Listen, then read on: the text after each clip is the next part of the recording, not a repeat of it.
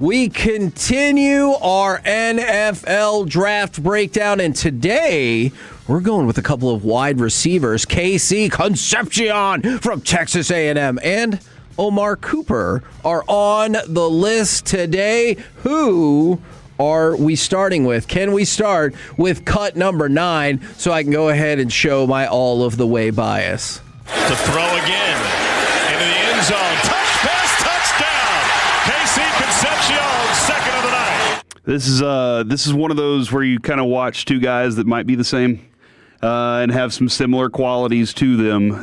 One's ranked higher, the other one ranked lower. And that makes sense. You can figure out why by just kind of watching and observing a little bit, but they're very similar type receivers. Concepcion would be the highlight that you just played there, Kevin. Now, you watched him at Texas A&M. You got to see a lot of what he does. 5'11", 190-ish. Like he's not big. So here's the deal. Here's why I wanted to discuss receiver, because a lot of people might be like, we're not drafting a receiver with one of our top picks. That's fine. Here's the big question you have to ask yourself. Do you want to acquire another pick? Because you probably could get 2 picks for George Pickens in some way, shape, or form. I think that's a possibility. If you're able to get a first and second, wow, that would be amazing. All right? You would do that, right? Yes. But here's the kind of question. Neither one of these receivers is a George Pickens build. Sure. I don't think either one of these receivers is a burner that can get the deep ball and high point the way that George Pickens does. That is a real threat. George Pickens is a real, legitimate, game difference maker. And he can do it with the deep ball, and then his slant route is very difficult to guard, I guess, unless people figured it out. But George Pickens is a great talent that you like having. We did see the receiver the Cowboys liked and coveted last year was not Golden. It was Tetairoa McMillan. I don't know. I sounded like Gronk on that one. It was Tetairoa McMillan, who he was top 14 at least in receiving yards this year, and had a very productive season this year. There are a couple of other specifically outside receivers in the draft that are ranked ahead of these two guys that we might look at down the road that you go, okay, maybe that would be a good option there. Both of these guys I would kind of put in the nobody really thought Amon-Ra St. Brown was going to be the stud that he is, and right. He's turned into the stud that he is. So, this is the kind of build that you're getting out of these guys. Smaller, compact, strong guys with lots of speed, but not burners down the field. They can be possession for small guys, though. See, that is an interesting thought. I think Concepcion can be a burner down the field, but I understand the size concern. It's different when it comes to what George Pickens does. I don't think anybody just about can do what George Pickens does. I think in the slot, Concepcion and Cooper both can create lots of space for themselves in the slot. I think on the outside, you kind of have to have this more physical build that allows you to go up. That's just my feel on those types of receivers. Now, what I want to know to go along with all of this, how much do you care, or is it a factor at all what they could potentially bring to the return game? Yes. Okay. Yeah, and that depends on what you think of Kevontae Turpin at this point, right. too. Because this would have essentially, this upcoming season, you're trying to replace the production of Pickens and Turpin in my mind in both of these. Because this year, Concepcion was breathtaking on the punt return. Yes. But again, I don't know how much teams factor that in general. And then if you're talking specifically about the Cowboys, I understand that you might have, or you've already got somebody. And you say breathtaking, and that's because, Alec, I think the biggest thing out of him, because he's a top 3 to 6 wide receiver in this draft right now. St. Brown is his comp. The return ability, his vision in traffic, that's the thing that, for me, this is what I saw with CeeDee Lamb at OU, was vision in traffic. Now, obviously, the way CeeDee Lamb's career's gone, he hasn't quite done the things that I thought he was going to do in traffic like that, but bubble screens, things like that, whenever he has traffic, this dude, he will find a way. My big note on him is do not let him find a seam on a slant route. Yes.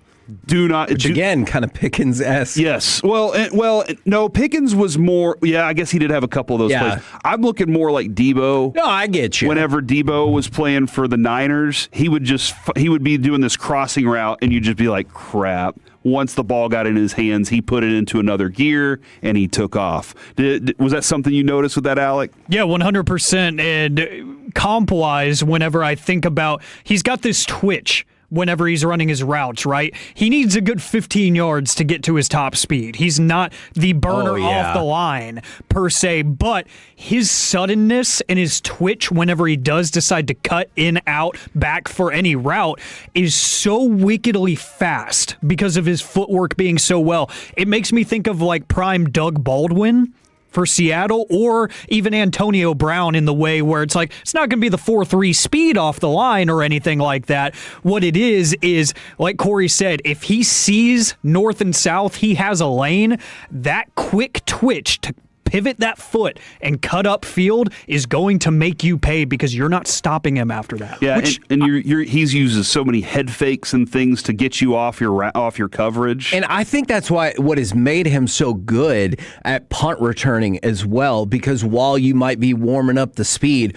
while you're getting through traffic, once you see that seam, as you guys said, that's when he's able to accelerate to top speed and nobody's going to catch him. I have that he's really good at a really good safety blanket on crossing routes in the red zone too, like back of the end zone type stuff. I feel comfortable there. He does frequently climb the ladder because his quarterback had no accuracy. Hey, you shut up. So he'd have to go up to get a lot of different things. That varied on a game-by-game basis. On curls and dig routes, he comes back strong to the football. Very good release in the slot, which we just talked about. Almost everything he catches is hands. He doesn't body catch. He's not a body catcher. So, like, he's already got that productivity where he's like, I have to catch the ball with my hands. And then he knows how to sit down in coverage, which, like, that's something for a lot of young receivers. They are like, I'm supposed to run this route. They don't understand the coverage. The IQ of this player, he sees what's in front of him. And then the story of him going to A&M, and he'd already made his mind up when he caught balls from your quarterback that he was like, this is who I'm going to play with. Yeah. He'd already made his mind up. He does have the smaller frame, smaller than I like for this specifically, and he's not the best blocking wide receiver out there. That is fair. So those are a couple of things that I'm just kind of like, I'm not quite sure that's what I want out of this receiver. But everybody was saying, hey, look, everyone was worried about Devontae Smith and his size. He goes up and gets every 50-50 ball. I'm not saying he can't get a 50-50 ball because, again, he did climb the ladder a lot. It's just I know what I have in Pickens already. Is the size concern height more than weight? Because obviously, probably so. I can't change. Probably because. Again, if you're going up against taller cornerbacks, too, because cornerbacks have gotten bigger for some reason, too. If you're going up against those bigger cornerbacks in the NFL and you're trying to do that down the sideline, it's a little bit different when you're trying to push your shoulder up against theirs and, just shake a cornerback off of you. So that's kind of where I am with that. Did you have anything else, Alec, on Concepcion that you wanted to really point out? The thing that I just keep pointing at is the point of the break is so unique, especially for his size, and we're talking about him not being a speedy guy. I know I just talked about this, but I really want to put in perspective how incredible his burst gets multiplied by the creation of route leverage, I guess. He knows how to be physical right off the break and right off the snap, to where I kind of liken it to if you've ever played Mario Kart. If you drift around a turn, you get that multiplier, and then as soon as you let go of it, you speed up a little bit. Yeah. That's how he is whenever he's creating that point break to gain separation. He gets faster as the route develops. That doesn't happen a lot for guys coming out of college. And that's why I like him as a third down guy, is because if you have good protection, which I think your offensive line in Dallas is going to be pretty good next year. I think it's going to be A-okay, especially in third down situations. You have a tight end blocking out of the slot. You let him take all the time he needs to get separation over the middle, and he will make defenses regret it. So I just think he's got one of the more unique skill sets off the break in this draft. Yeah, whoever gets him is going to love him. Yes, absolutely. They're gonna be big fans of what he is as a player and his strong hands and his ability there. Day 2 pick, Omar Cooper. You know what's interesting before you even dive into the skill sets of these two players? I have to admit I was kind of surprised to see the lack of a huge discrepancy between the size of these two, because just watching them on the field, I was like, okay, Omar Cooper's got a good bit of size. He looks bigger. Yeah, but he is bigger, but not slightly. Not as much as I thought just watching them. Yeah, it weighs about 10 pounds more and is 1 inch taller. It's not that big of a difference. It's just that he looks a little thicker, and Omar Cooper, that is, looks a little bit thicker and plays a little bigger. I don't know how to explain it. The comp pick for him is Romeo Doubs, who, if you watched him against the Cowboys this year, you're like, he might be the best player to ever receive a football in the history of football. But he's likely a day 2 pick, maybe late in day 2 at the moment. I don't know if Indiana changes him. A lot of people, somebody texted in, they were like, hey, look at the quarterback discrepancy there. I get that. Sure. This is another dude that can play multiple roles on your offense, a guy I trust on short third down situations to get those out routes to the sideline, especially when I need to get clock at halftime or at the end of the game. I'm going to go to this guy over and over. I thought, watching him, I was like, he seems like a pretty good route runner. And then the more I looked at the tree, I was like, okay, there's things in the route tree that he still needs to add to his game. So it's not a complete branch of everything right there so far. Really good hands at every level, short passes, intermediate routes, deep routes, really good hands there. Outstanding balance after contact. Watching this dude kind of get bounced around, he's just like, I'm still going. And you're like, what the hell's happening here right now?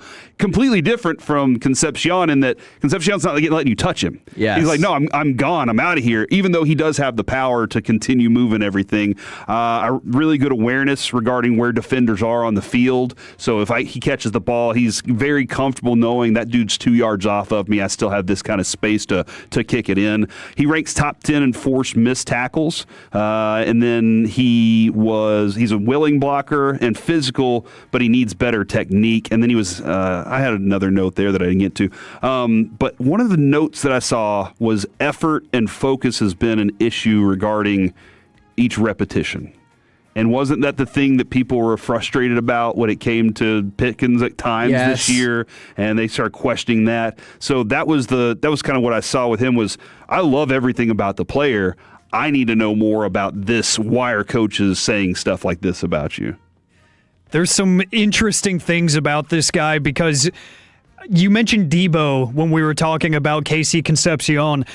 I feel like that's a decent comp here, Debo Samuel, because what I wrote down was, as the play is developing, wide receiver. When he gets the ball in his hands, running back. Yeah. He is aggressive with the ball in his hands. And then one thing, his football IQ. If we're going to talk about, if he's fully clocked in sometimes mentally, he is smart. He is incredibly smart. If he sees zone coverage, he, in a good way, will abandon the game plan and he'll say, where is a pocket that I can sit and let my quarterback know that there is nobody within 7 to 8 yards of me. He is incredibly smart. And you talked about the body control. He can high point. He can do things sideline to sideline in compact areas, tight coverage. He can really do a lot. And I do he's got kind of like a Julio Jones aspect to him when he runs longer routes where he will change the pace on you. He will be slow off the line sometimes to try to get you off a jab. Yeah. Or if you miss the jab, he takes off running as fast as he can. But he might start his 7-step slant a little bit slow, and then as soon as he breaks, he's at full gear. He loves to kind of deceive you with his speed. He might not be the fastest guy on the field, but he'll remind you that this is intentional. I'm slowing down at this point to try to get you uneasy, to try to get you uncomfortable. You flip those hips, and I'm gone. Yeah. I'm 10, 15 yards down the field before you can blink. I know you said, go ahead. No, I really like him. I really like him a lot, and I like the program that he just came from. Obviously, a championship-winning program and a coach that instills the certain mentality that they need to play at this level. So there's a lot of quality things about this receiver. If you're able to get him day 2 late there, you'd be very happy. Okay, now you brought up different concerns, obviously for different reasons. Ignore the mock drafts. I just want to know, Corey and Alec, which receiver do you like better?